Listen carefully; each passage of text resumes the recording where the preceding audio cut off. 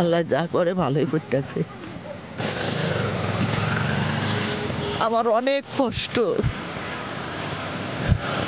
যার কেউ থাকে না তার অনেক কষ্ট হয়।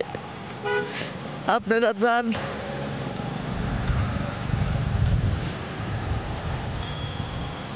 সড়কের পাশে এভাবেই কান্না করছিলেন এক বৃদ্ধা নারী।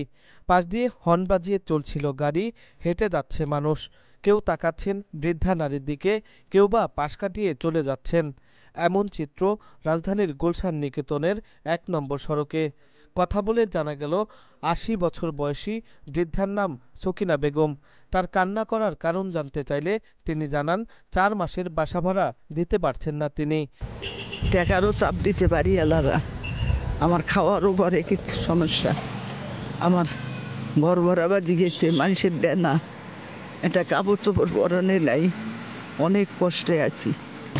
এটা পুরেন কাপড়ের লেগে গেলে বাসা কত গলি গলি গেছি, দুপুর থেকে দেয়নি কেউ।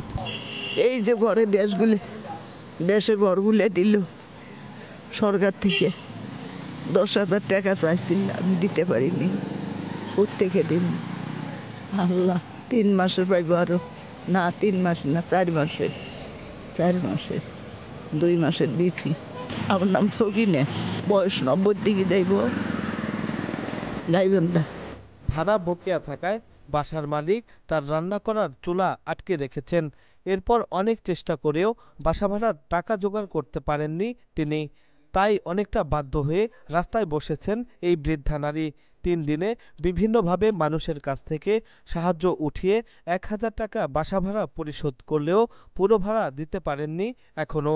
বাড়ি এলি চুলে নিয়ে গেছে, বাড়ি এলি ভাড়া হইব, আর ঘর ছাড়ি দিতে কইতেছে। টাকা দেও, টাকা দিয়ে ঘর ছাড়ি দেও, টাকা দিয়ে ঘর ছাড়ি দেও, এই মাসে দেও। আমি কইছি এই মাসে পাবো না, এই মাসে পাবো না। অত্যাচার করতেছে খুব, ঘর ভাড়ার লাগিয়ে, ঘর ছাড়ি দেওয়ার লাগিয়ে। তা আমার তো শক্তি হইতেছে না ভাড়া দিবার। বাড়ি এলে বাবা সমস্যা, ওই ভাড়া তুলি খায়, স্বামী নেই, কীভাবে দিব? এইকে চায় চিনতে নিয়ে যায়, খায়া না খায়া দিতেছি। কালকে 3 দিনকে টাকা, পরশু দিন গোছায় ১,০০০ দিছি।